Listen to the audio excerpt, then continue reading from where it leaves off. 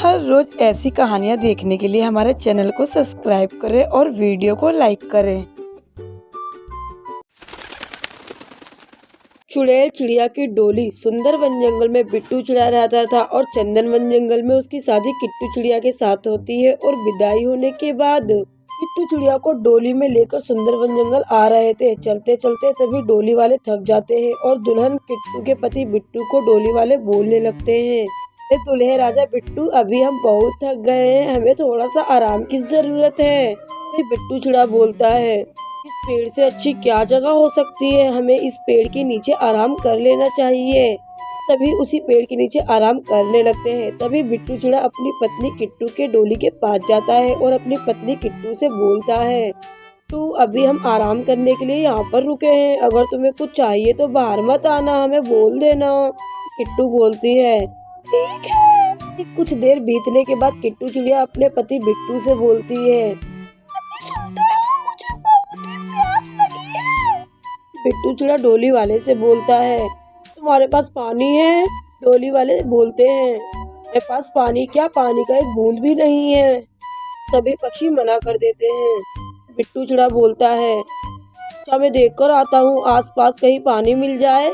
बिट्टू चिड़े को वहाँ पर एक नदी दिखती है। फिर वो अपनी पत्नी किट्टू और डोली वालों को बोल कर जाता है, मैं पानी लेकर आता हूँ। फिर पानी लेकर आता है और अपनी पत्नी किट्टू को पिला देता है। फिर सभी जाने की तैयारी करते हैं। अचानक तभी तेज हवाएं चलने लगती है और धीरे धीरे आंधी तूफान की तरह पूरा माहौल बन जाता है। और फिर कुछ ही देर में बारिश शुरू हो जाती है। फिर डोली वाले और दूल्हा बिट्टू बहुत ही परेशान हो जाता है और बोलता है, ये ऊपर वाले, ये अचानक बिन मौसम बरसात कहाँ से आ गई। डोली वाले बोलते हैं, क्या है, आज हमें यहीं पर रहना पड़ेगा, इतनी तेज बारिश में हम कैसे जाएंगे।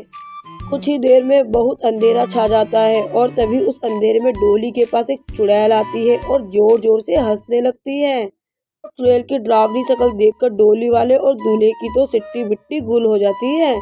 डोली के अंदर बैठी दुल्हन के शरीर के अंदर चुड़ैल की आत्मा घुस जाती है। कुछ ही देर में मौसम के साथ पूरा माहौल नॉर्मल हो जाता है। फिर डोली वाले बोलते हैं, ये कैसा इत्तेफाक हो रहा है, ऐसा लग रहा है जैसे कुछ हुआ ही नहीं था। दूल्हा बिट्टू बोलता है, ये तुम सब फालतू की पंचायत बंद करो, और वैसे भी बहुत लेट हो चुके हैं, घर में सब बहुत ही चिंतित होंगे, जल्दी से घर चलो। सभी घर पहुंच जाते हैं। किट्टू चिड़िया की सास मुनमुन आरती की थाली लेकर आती है और जैसे ही डोली का खोलती है, किट्टू को एक चुड़ैल के भयानक रूप में देखकर डर जाती है और बिट्टू चिड़े की आंखें खुली की खुली रह जाती है। और शादी का माहौल वैसे ही जोर शोर से चल रहा था। जंगल के तांत्रिक पंडित जी भी यहीं थे। फिर पंडित जी अपनी तांत्रिक शक्तियों से उससे डोली में बैठी चुड़ैल से बातें करते हैं और पूछते हैं, कौन हो।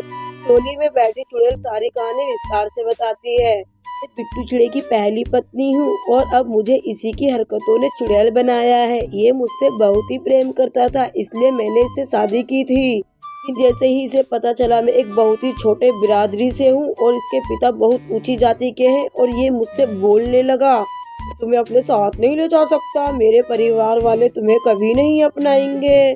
और मैंने बिट्टू को मना ही किया और बिट्टू के लाख जिद करने पर मैंने बिट्टू को नहीं छोड़ा, इसलिए इसने मुझे वहीं पर मारकर नदी में फेंक दिया। अब मैं इसका बदला लेना चाहती हूँ। अब मैं इसका खात्मा करके बिल्कुल मुक्त हो जाऊंगी और हमेशा के लिए इस जंगल से और किट्टू के शरीर से निकल जाऊंगी।